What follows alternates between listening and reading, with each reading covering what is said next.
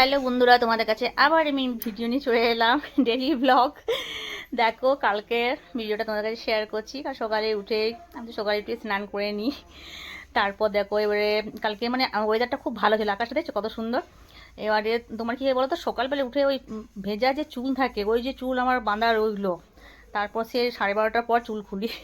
যাই হোক, দেখো এবারে তোমার সকালে তো তার আগের দিনে নারায়ণ পুজো হয়েছে, পূর্ণিমা পুজো হয়েছে। পূর্ণিমা পুজো সমস্ত কিছু ছিল, বাসনপত্রগুলো সেগুলো পূর্ণিমা পুজোতে দেখো পুরো আমাদের ঠাকুরঘরটা অনেক বড়, বুঝলে, মানে ঠাকুরঘরে আমাদের দুর্গা পূজাতে আমাদের ভোগ রান্না করা হয়।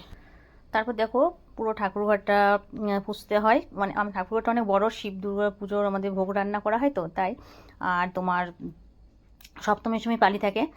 তো ঠাকুরঘরটা বেশ বড় না হলে তো আমাদের রান্না বান্না করা যাবে না, ঠাকুরের ভোগ করা যাবে না। তারপরে দেখো আমার ঠাকুরঘর করা হয়ে গেল, ঠাকুরের জল দেওয়া হয়ে গেল। তারপরে রান্নার বাঁধাকপির তরকারি হয়েছে, ভাত হয়েছে, মাছ কিনেছিলাম। কালকে তো সানডে ছিল, কালকে সবাই আমাদের বাড়িতে মাটন হয়েছিল, বাট আমি আর আমার মেয়ে মাটন খাই না, খেলে একটু অসুবিধা হয়।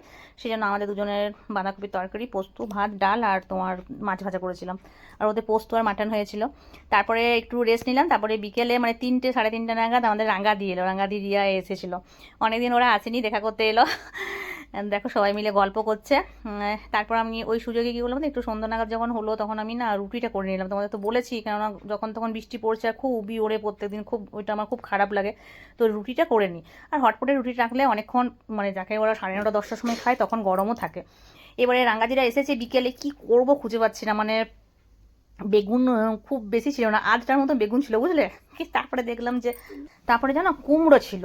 আমি একবার মায়ের কাছে দেখেছিলাম কুমড়োগুলো বেগুনের মতন সরু সরু কেটে কুমড়োর পকোড়ি করা হয়, মানে বেগনির মতো কুমড়ো কি বেগুনি না কি বলে জানি না রেসিপিটা। যাই হোক, তো আমি করলাম, ভালো হয়েছিল। আর তারপরে এই পাঁপড়গুলো ছিল, বুঝলে, সাবুর পাঁপড়গুলো, এগুলো খেতে আমাদের রিয়া খুব পছন্দ করে। তো বললো মাইমা এটা ভেজে দাও। তো আমি ওই কুমড়োর পকোড়ি আর ওই সাবুর পাঁপড় ভাজা ওইগুলো দিলাম। রাঙাদিরা ভাত খেয়ে এসেছে তো, তো সেই জন্য খেলো না, বলছে না দিস না। তো আর বাদ বাকি সবাই খেলো আদা দিয়ে লাল চা। আর আমি রাঙ্গাদিকে দিলাম তোমার দুধ চা করে দিয়েছি, মানে গরুর দুধের চা। আমুল দুধের চাটা খায় না, রাঙ্গাদি অম্বল করে। যাই হোক, তো করলাম, তারপরে হয়েছে। তারপরে সারাদিনটা ভালোই গেল। তারপরে ওরা সন্ধ্যা নাগাদ চলে গেল, বাড়ি চলে গেল, জাস্ট দেখা করতে এসেছিলো। তারপর আমার সন্ধ্যা দেওয়ার পর তারপরে দেখো আমি সন্ধ্যার দিকে বসেছিলাম, মানে সেলাই করছি, মানে সেলাই করতেই পারি না, মানে টাইম পাই, টাইম যদিও আছে কিন্তু একটু শরীরটা অসুস্থের জন্য আমি একটু সেলাইটা বেশিক্ষণ থাকতে পারি না, মাথাটা ঘুরে যায়, একটু অনেক রকম প্রবলেম হয় শরীরে। যাই হোক, তো দেখো এটা আমার দুষ্টু, মানে আমার সোনার ছোটো মেয়ের জন্য আমি ফ্রকটা বানিয়েছি। কেমন হচ্ছে বলবে, আমব্রেলা ফ্রক, এখনও পুরো হয়নি বানানো, ফিতে লাগা বাকি আছে, একটা ফুল দেবো সামনে। তো কালকের মতন আমার ভিডিওটা এখানেই শেষ হলো। তারপরে মায়ের দিব্যি, যেটা জানো ওটা তো আমাকে খেতেই হবে, না খেলে কোনো উপায় নেই।